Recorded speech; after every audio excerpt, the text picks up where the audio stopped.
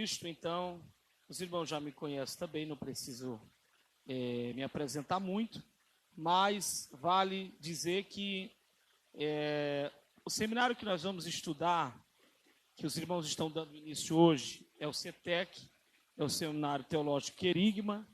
Está aqui a nossa sigla, está aqui no fundo aqui o nosso logo. Esse logo é colorido, bonito, é o alfa e o ômega, que são a primeira e última letra do alfabeto grego, que é como Jesus se apresenta lá em Apocalipse. Lembra? Que ele diz assim: eu sou o alfa e ômega, o princípio e o fim. Então, o nosso símbolo são essas duas letras, o alfa, que é o azinho, e o ômega. E a gente está aqui no Vale do Ribeira há mais ou menos quase 10 anos na minha gestão. O CETEC, como já foi dito, já foi tentado ser implantado aqui por alguns pastores, mas acabou que por um motivo ou por outro não deu certo. Mas quando eu cheguei aqui no Vale do Ribeira em 2013, eu consegui implantar o CETEC, porque eu já tinha conhecimento com eles lá de Santos, e de maneira que nós formamos algumas turmas durante esses quase 10 anos. Nós formamos 2 turmas em Miracatu, nós formamos 2 turmas em Peruíbe, nós formamos uma turma em Cananéia, na época do pastor Aguinaldo, nós formamos uma turma em 7 Barras, nós iniciamos uma turma na ilha, que não conseguimos devido à nossa transferência para cá, e lá não tem um suporte, o pastor que assumiu não tinha familiaridade.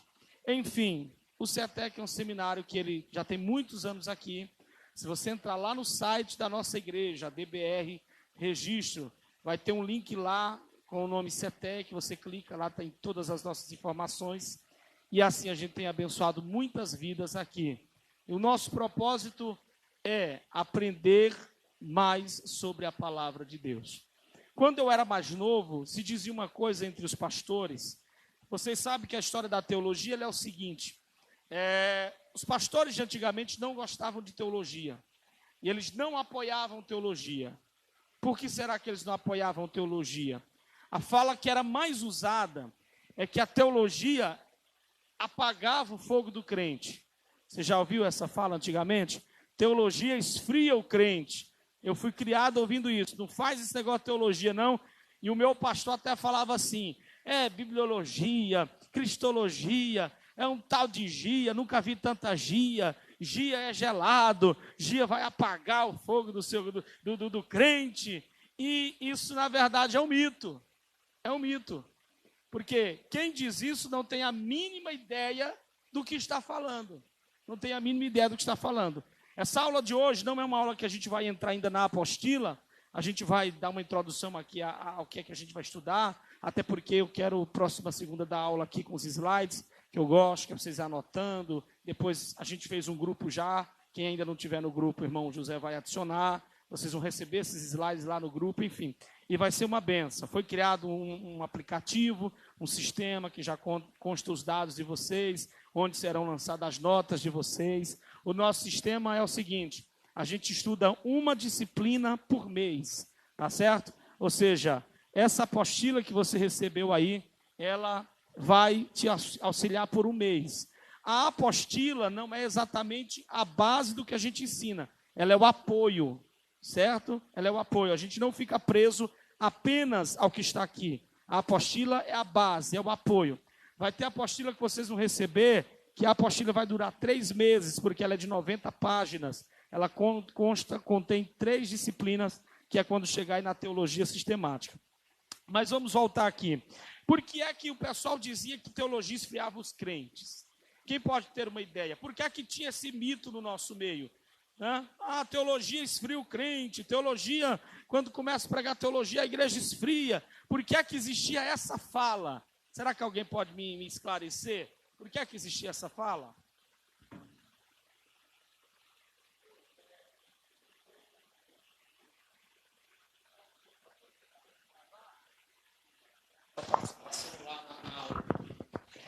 Eu sempre ouvi dizer que os pastores que ensinam a teologia, eles pegam coisa que a maioria do povo da igreja não entendem.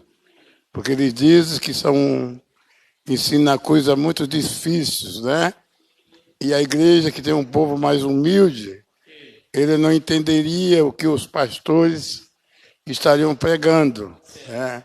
Aí muitas pessoas não gostam, muitas vezes, de teologia por causa disso. Inclusive, na nossa igreja sempre vai pastores assim que é teólogo, e eles pegam a teologia na igreja e muitos membros ficam voando. Sim. Entendeu? Por causa disso. É isso, muitas vezes dizem que pessoas que não gostam de teologia por causa disso. Pronto. Anota esse ponto aí que o pastor Adilho levantou. Ele falou o seguinte: por que é que muita gente não gosta, muitos pastores não gostavam de teologia? Porque você vai na igreja, certo? E você começa a pregar coisa difícil.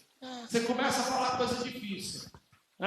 Tem até uma história do pastor Batista que saiu do seminário e ele foi mandado para uma igreja lá no sítio, lá na roça, onde só havia gente bem simples mesmo.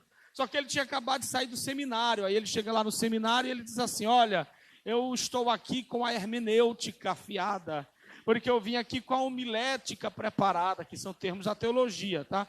Vim aqui com a hermenêutica preparada, porque eu estou com a homilética afiada, a minha didática vai surpreendê-lo, eu estou com isso. Aí quando acabou o culto, foi um velhinho lá perto dele e disse: pastor, o senhor disse que está aí com a homilética, a hermenêutica. Fica tranquilo que Jesus ainda cura, viu? Eu também tinha febre reumática, eu também tinha tudo isso aí, Jesus me curou. Porque isso é cômico, mas é uma realidade. A teologia que você vai aprender não é para você ficar falando no púlpito, não. Ou pelo menos, não do termo que você usa aqui. Você chegar numa igrejinha lá da capelinha, de um lugar simples, e você chegar lá e falar: olha, eu aprendi na hermenêutica. Você acha que os irmãos da capelinha vão entender alguma coisa da hermenêutica? Então, para que serve a teologia? A teologia é para aumentar o meu conhecimento. Anota aí, de onde que vem a palavra teologia? Aí do outro lado vem toda uma ignorância também, porque a palavra teologia, ela surge de duas palavras aqui do grego, ó. Theos e logia. Pronto. Theos quer dizer o quê? Dá para vocês enxergarem daí? A caneta não está ajudando, mas segunda que vem vai estar tudo alinhadinho, tá bom? Ó, Theos, T-H-E-O-S. Faz essa anotação aqui. Por que é que o senhor está falando isso aqui, pastor? Negócio de grego. Por que é que o senhor está falando negócio de grego? Porque a Bíblia foi escrita lá no original em 3 idiomas. Vocês sabem disso, né? A Bíblia que você tem na mão, nós vamos estudar isso aqui nessa matéria que você tem aqui. A Bíblia ela foi escrita lá no original em 3 idiomas. Hoje está em português. Só que até chegar em português, ela passou por muita coisa. Mas em que originalmente ela foi escrita? Em quais idiomas? Ela foi escrita em 3 línguas, a Bíblia. Grego, hebraico e aramaico. Então preste atenção, toda vez que você pegar na Bíblia, que você for entender um texto, você tem que lembrar disso, ó. Essa Bíblia foi escrita em hebraico, o Antigo Testamento, algumas partes em aramaico e o Novo Testamento em grego. Todo o Novo Testamento foi escrito em grego. Então, na teologia você vai ter que aprender um pouquinho sobre a Bíblia no original, como ela foi escrita. Isso aqui é muito bom nessa disciplina que é a primeira, que é a introdução bíblica. Por quê? Porque até ela chegar no português, ela foi passando por algumas alterações. Então tem palavra por isso que tem que ter cuidado com esse negócio de tradução. A minha tradução é a NVI, que é a nova linguagem de hoje, é a mais perigosa que tem. Tá? Essa Bíblia na linguagem de hoje, na NVI, é a tradução mais perigosa que tem. Por quê? Porque eles mudaram muito o significado das coisas. Para que a pessoa compreendesse, não, mas é que eles têm que compreender na linguagem de hoje. Eles mudaram tanto que acabaram algumas coisas perdendo sentido. Tá? Por exemplo, tem um versículo em Apocalipse que João diz: eis que eu olhei para os céus e vi um anjo. Aí na Bíblia traduzida está assim: e eis que eu olhei para o céu e vi uma águia. Diferença de anjo para águia. Então tem que ter muito cuidado, que é outra coisa que vocês vão aprender na teologia, sobre traduções, sobre versões. Quer ver? Quem trouxe Bíblia aqui? Isso aqui você tem que trazer aqui. Fica aqui, quem é? Você tem que trazer isso aí. A principal ferramenta da teologia é a Bíblia. Deixa eu pegar a minha aqui. A principal ferramenta da teologia é a Bíblia. Sem Bíblia não existe teologia. Certo? Ó.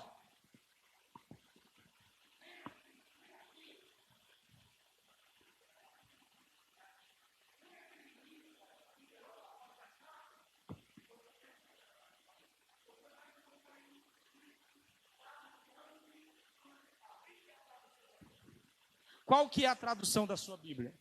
Qual que é a versão da sua Bíblia? João Ferreira de Almeida, o quê? Lê aí, qual que é a tradução? Irmão Valdeci, qual que é a tradução da sua Bíblia? Isso, revista e corrigida é a tradução. Traduzido por João Ferreira de Almeida. A versão, melhor dizendo, é revista e corrigida. Quem tem diferente aqui? Porque vai ter revista atualizada. A revista atualizada. Essa aqui também tem um perigozinho. Na revista atualizada. Mas quem? Contemporânea. Perigosíssima. Contemporânea. Entendeu? Por quê? Porque eles, para que eles façam... gente, ó, isso aqui é uma sala de aula, viu, gente? Amém? Ou seja, não tenham vergonha, não tenham medo. Ai, se tiver errado. Não existe isso aqui. Aqui é uma sala de aula. Você vai falar, você tem que falar. Mas e se eu tiver errado? Aí nós juntos vamos aprender. Então, por exemplo, tem alguém que tem a NVI, que é Nova Versão Internacional. Essa é aquela que pegou os linguajares antigos, vós, fizestes, e colocou aqui, vocês farão, enfim. Mas nessa atualização, muitas palavras ficaram meio que longe do original. E o original é qual? Qual que é o original da Bíblia? Quem lembra? Grego, hebraico. Você está entendendo, né? Por que a gente não pode interpretar os textos bíblicos de qualquer maneira?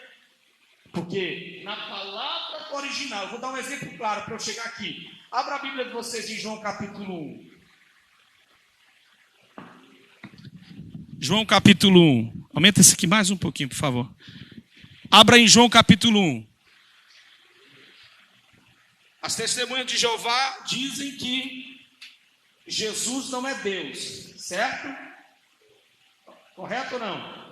Eles dizem que Jesus é o quê? É um ser iluminado, mas está abaixo de Deus. Se você pegar a Bíblia das Testemunhas de Jeová, eu acho que eu tinha uma em casa, não sei se tem mais. Se tiver, virou um museu, olha. Entendeu? Bem guardadinha. Se você pegar a Bíblia das Testemunhas de Jeová, a tradução deles, que é a tradução Novo Mundo, que essa é o demônio das traduções, vai estar escrito assim lá, no princípio, olha como é que está na sua tradução aí.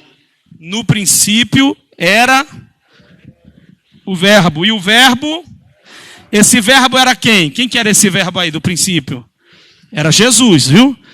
Aí está falando de Jesus, no princípio era o verbo, Jesus era a palavra, o logos, aí no grego é logos, e o verbo, vamos lá, o verbo estava com, e o verbo, ou seja, aí está dizendo, no princípio Jesus era a palavra, e o verbo estava com Deus, e o verbo era Deus. Mas se você pegar a tradução do Novo Mundo, das Testemunhas de Jeová, vai estar escrito assim, no princípio era o verbo estava com Deus, e o verbo era um Deus, com Deus minúsculo. Aí você assim, mas e agora, pastor? Agora eu me apertei, porque como é que eu vou explicar? Original. A palavra Deus no grego é Theos. Theos. Se você pegar a Bíblia em grego, e hoje é possível, tá? Hoje é possível você ter aqui a Bíblia, depois eu vou passar para vocês uma Bíblia, que você clica na palavra e ela abre a palavra grega correspondente. Então, se você pegar a palavra estava com Deus, e clicar, vai aparecer isso aqui, ó. Theos. Aí você termina o versículo, e estava com Deus, e ele era Deus. Theos. Ou seja, o mesmo Theos para o Deus Pai, é o mesmo Theos que o original usa para o Deus Filho. Tá certo? Mas como é que eu sei disso? Eu preciso ter uma noção do grego. Quando Jesus diz, Pedro, tu me amas, a palavra amor ali é ágapa-me, ágapa. Ágape é o amor divino, supremo. Pedro, tu me ama? Aí Pedro responde como? Tu sabes que eu te amo. Por que Jesus pergunta 3 vezes? Porque no original ele não respondeu ágape, ele respondeu filos, que também é uma palavra usada para amor. Só que filos é uma amizade mais, é filosofia, amigo do saber, é uma amizade mais. Tu me amas, Pedro? Agapami, Petros. Ele diz assim, Kairos, filos, eu gosto do Senhor, porque ele estava magoado. Aí Jesus responde de novo, Pedro, tu me amas? Petros, agapami, ele diz assim, Kairos, filos, eu gosto do Senhor. Aí na terceira vez ele diz, Senhor, tu sabes que eu te amo. Aí ele usa a palavra ágape. Tu sabes que eu te amo. Eu estou meio magoado assim, mas porque o Senhor me repreendeu quando eu cortei a orelha de Malco. Vendo o Senhor me dar um aplauso, eu fui me repreender e botar a orelha do cara de novo. Mas como é que eu sei isso, pastor? Tendo a noção da língua original. Então anota aí, isso aqui é fundamental. A Bíblia, vai estar aqui na apostila, mas já anota aí. A Bíblia foi escrita, isso aqui é fundamental saber. A Bíblia foi escrita originalmente em 3 idiomas. Anota, isso é muito importante. É você ter essa ideia, 3 idiomas. Edilson, o seu pincel está aí? O seu está aí? Ah, não, né? 3 idiomas. O Antigo Testamento, que é conhecido pela sigla AT, em hebraico, com algumas partes em aramaico, só alguns trechos em aramaico, e o Novo Testamento, que é conhecido pela sigla NT, em grego. Pronto. Você sabendo disso, você sabendo disso, você depois vai baixar uma Bíblia lá no Play Store, chamada Bíblia Strong, tá? Bíblia Strong. Essa Bíblia, quando você clica nela, que você coloca no texto que você quer ler, aí ela vai ver algumas partes em azul, que é exatamente, quando você clica, você vê aquela palavra no original. Mas vamos lá. Vocês estão conseguindo ver aqui? Posso botar mais? Strong. Strong, S-T-O. Dá para ver aí melhor, irmãos? Segunda que vem vai estar mais clarinho aqui. Se alguém tiver dificuldade, ó, eu vou terminar. Aqui esse aqui pode sentar. Tá muito ruim esse céu. Vou comprar novo. Pode ser só isso. Obrigado, viu? Strong. Strong é S-T-R-O-N-G. Bíblia Strong, é uma verdinha. Depois você vai adicionar e você vai ver que como é bom ter essa Bíblia, porque você vai vendo aquela palavra ali no original, né? É maravilhoso. Mas vamos lá, vamos continuar aqui. Então, onde é que entra a ignorância da turma de falar que a teologia exclui o crente? Porque tinha uma turma que falava assim, esse negócio de teologia na igreja é modernidade, né? Eu ouvi muito isso. Esse negócio de teologia na igreja é só para esfriar a igreja, é só para trazer inovação, é só para trazer coisa nova. Mas, a palavra teologia ela é dividida em 2. Theos é o quê? Que a gente acabou de estudar. É Deus em grego. A palavra theos, toda vez que você vai falar theos, está falando de Deus, do grego. E logia é o quê? Estudo, né? Tudo que você vê logia é estudo. Então, teologia é o quê? É o estudo sobre Deus. Está entendendo que teologia não é coisa do demônio? Nem do outro mundo? Por quê? Teologia é o estudo sobre Deus. Mas qual que é a diferença da teologia? A gente até costuma chamar de teologia sistemática. Por quê? A palavra sistemática veio de organização, organizado. Então, a teologia sistemática é nada mais, nada menos do que o estudo sobre Deus de forma organizada. Porque quando você pega a Bíblia, você está aqui, você fala assim, então eu vou fazer minha teologia, eu vou estudar sobre Deus. Aí você vai estudar. É pecado? Não, você tem que estudar a Bíblia mesmo. Só que aí você vai abrir e vai ler o texto. E no princípio era o verbo estava com Deus, o verbo. Vou estudar de novo teologia. Entendeu? Vai fazer sentido? Não, isso aí vai te edificar espiritualmente. mas não é um estudo sistemático. O que é o estudo sistemático, então? Quem pode me responder o que é o estudo sistemático? Acabei de falar aqui. O estudo sistemático é o estudo organizado. E como que a teologia organiza, então, isso, pastor? Como é que a teologia organiza? O estudo sobre Deus. Como é que funciona? Vê se eu acho aqui. Como é que funciona? Como é que a teologia organiza o estudo sobre Deus? Quem pode? Quem pode chutar aí? Como é que a teologia organiza o estudo sobre Deus, pastor? Estou entendendo, como assim? Eu leio a Bíblia, só não estou estudando teologia? Estou estudando teologia. Só não estou estudando teologia sistemática. Sim.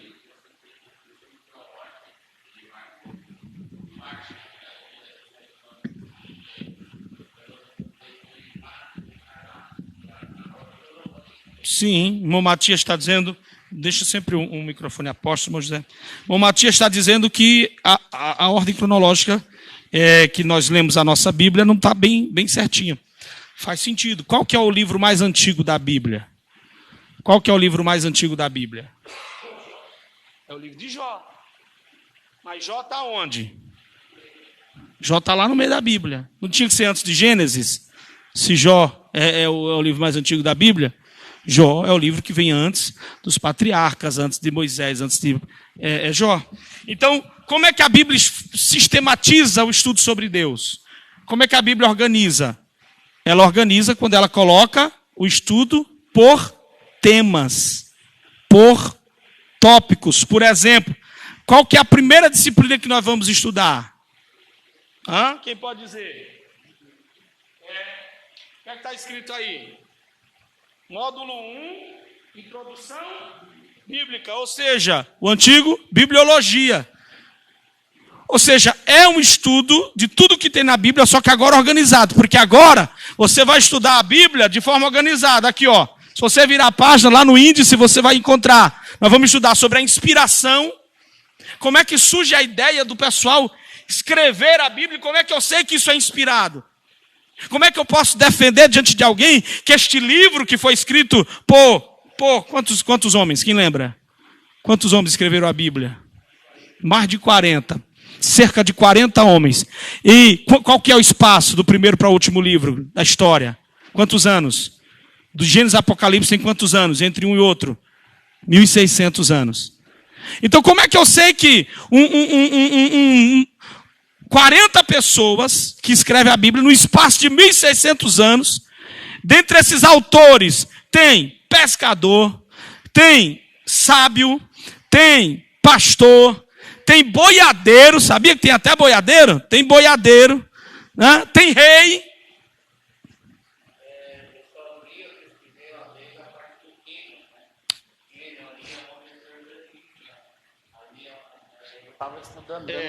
No caso, como é hebraico, pode falar cânon. Por quê? Porque vem de canonizar. Cânon vem de cana, né? Que é a vara de medir. Então, eu vou pegar, agora a teologia vai me ajudar a compreender a estrutura da Bíblia. Quantos autores? Qual é o tempo de Gênesis até Apocalipse? Por que é que esses livros foram considerados inspirados? Como assim? Como é que eu sei que esse livro é inspirado? Porque não eram só eles que escreviam, muita gente escreveu, sabia? Tinha muitas cartas, inclusive, que foram retiradas da Bíblia antes da canonização. Por isso a Bíblia do católico tem 7 livros a mais, a nossa 7 livros a menos que a deles. Tudo por causa do processo da canonização. Então como é que eu sei? Quais foram os critérios que eles usaram para mim dizer que esse livro é santo? Como é que eu sei que o livro de João é inspirado? Como é que eu sei que a Bíblia é inspirada? Você já parou para se perguntar isso? Porque a teologia vai te ajudar agora a raciocinar um pouco. Na teologia você vai precisar amadurecer na fé, amadurecer no conhecimento. Então, coisas que você só espiritualizou até hoje, a teologia vai começar a te fazer perguntar. Tipo assim, só que ela tem resposta. Amém? Ela não causa uma dúvida e vai embora, ela tem uma resposta. Então, como é que eu sei que esses 66 livros foram os livros escolhidos? O que é o processo de canonização que o irmão Gessé acabou de falar? E esses títulos aí? Abra um texto bíblico aí. Vamos abrir um texto bíblico. Só para a gente ter uma... Vamos abrir Mateus. Deixa eu ver aqui. A história a parábola dos talentos. Quem que acha para mim? A parábola dos 10 talentos. Está onde? Mateus capítulo 25. É isso mesmo? Então vamos lá. Vamos ver se é essa aqui que eu quero. Mateus capítulo 25. Aí é dos talentos. Verso 14, muito bem. Abra aí a sua Bíblia, Mateus 25, 14. Vamos entender essa questão da teologia. Mateus 25, 14. O que é que está escrito acima do verso 14? E depois do verso 13? Entre o versículo 13 e 14, o que é que está escrito? Ok.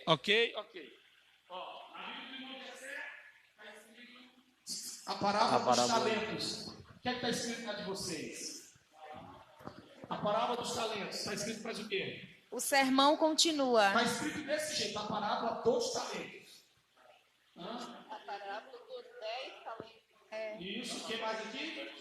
O sermão continua. A parábola dos 10 talentos. 10 talentos. E aí, mais quem? Alguém mais tem de 10 talentos aí? 10 talentos. Quem que tem 10 talentos aí? A minha tem 10 talentos. É a parábola dos talentos. A minha tem 10 talentos. Laim tem 10 talentos. Você notou que eles mudaram? Houve uma mudança? Antigamente era só 10 talentos. A parábola dos 10 talentos. Aí, depois de uma caricada aí do estudo bíblico, foi mudado esse tema. Preste atenção, só para você entender o que é teologia. Esse título aí, qualquer outro título, anota aí se você quiser, é chamado de epígrafe do texto. Todo título de qualquer texto bíblico, o título é chamado de epígrafe. E essa epígrafe aí não existia, ainda não é original. Vocês estão entendendo? Quando a Bíblia original veio, não existia epígrafe, não tinha títulos. Esses títulos foram adicionados, nós vamos estudar sobre isso, quem foi que adicionou, para tentar fazer uma compreensão. Então, vamos lá, só para a gente entender. Em todas as Bíblias antigamente dizia assim, a parábola dos 10 talentos, a parábola dos 10 talentos, a parábola dos 10 talentos. Agora vamos ler o texto. Porque isso também é como um homem que partindo para fora da terra, chamou os seus servos e entregou-lhe os seus bens, e a um deu 5, e a outro deu 2, e a outro deu 1. Faça as contas aí. Quantos talentos tem aí? 8 talentos. Ok? Vamos lá. E a cada um segundo a sua capacidade. E tendo ele partido, o que recebera 5 talentos, negociou com ele, granjeou mais outros 5 talentos. Da mesma sorte, o que recebera 2, granjeou também 2 talentos. E o que recebera 1, escondeu. Quanto talento ficou depois do granjeamento? Quem tinha 5, granjeou mais 5, ficou 10. Quem tinha 2, granjeou mais 2, ficou 4. Então ficamos com 14 talentos. Então antes do granjeamento eu tenho 8 talentos, depois eu tenho 14 talentos. Vocês estão entendendo? Que não faz sentido 10 talentos, a parábola dos 10 talentos. Esse título confundiu a cabeça do povo. Mas está falando dos 10 talentos que ganhou, então tinha que falar dos 2 também que ganhou. Então não faz sentido, não existia 10 talentos, nenhuma conta fechada. Outro texto, aí depois que começou a se estudar, aí eles tiraram isso aí. A Sociedade Bíblica no Brasil, que é responsável por imprimir as Bíblias, foram lá porque a Sociedade Bíblica muda esse texto, conforme eles quiserem. Tanto é que tem uma Bíblia que está assim, o sermão continua. E na outra não tem, só está a parábola dos talentos. Na outra, porque eles que mudam isso aí. Porque isso não está lá no original. Isso aí foi adicionado. Outra coisa que não faz sentido, a oração dominical. Não era encontrado assim? Lá em cima do Pai Nosso não era assim que estava escrito? Lá em Mateus capítulo de número 6, versículo 9, a oração dominical. E, portanto, vós orareis assim, Pai nosso que estás no céu, santificado seja o teu nome. Por que a oração dominical? Por que é que eles colocaram a oração dominical? Porque o que é dominical? Quando você ouve falar dominical, você lembra de quê? Domingo. Ou seja, peraí. Então, o texto me sugeriu que essa oração era para eu fazer oração todo domingo. Por quê? Porque foi um monge, João Ferreira de Almeida era um monge, era um padre. Então ele falou, não, vou puxar a sardinha para a minha igreja, que se reúne todo domingo de manhã. Aí vai lá e coloca o título do texto, a oração dominical. Aí depois de pressão, foi lá e ó. Aí ficou a oração modelo. Agora é a oração modelo. Então vocês estão entendendo? É esse tipo de coisa que vocês vão estudar dentro da teologia. É a fé mais madura. Porque você nunca parou para pensar isso. Você já parou para pensar isso? Você já tinha prestado atenção agora de epígrafe, de que estava errado lá? Você já parou para pensar que tem versão da Bíblia que está errada? Tradução. Não é a Bíblia. Na Bíblia não contém erro. É a primeira regra da bibliologia. Não existe erro. A Bíblia, ela é a inerrante palavra de Deus. Agora, versões e traduções, aí sim.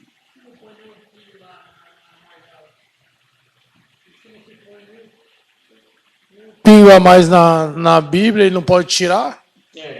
Aquele sentido era no sentido da interpretação. Você não forçar o que o texto quer dizer. Ou seja, você usar o texto para tentar conseguir algo que você queira. Como muitos pastores fazem hoje. Eles pegam o texto e eles pregam o texto para alcançar aquilo que eles querem alcançar pessoalmente. Por exemplo, o cara pega um texto lá do Antigo Testamento do Vale de Sal. Aí ele vai pregar que a igreja precisa passar no Vale de Sal, porque aquele Vale de Sal vai dar vitória. Nesse aspecto, acrescentar nesse aspecto.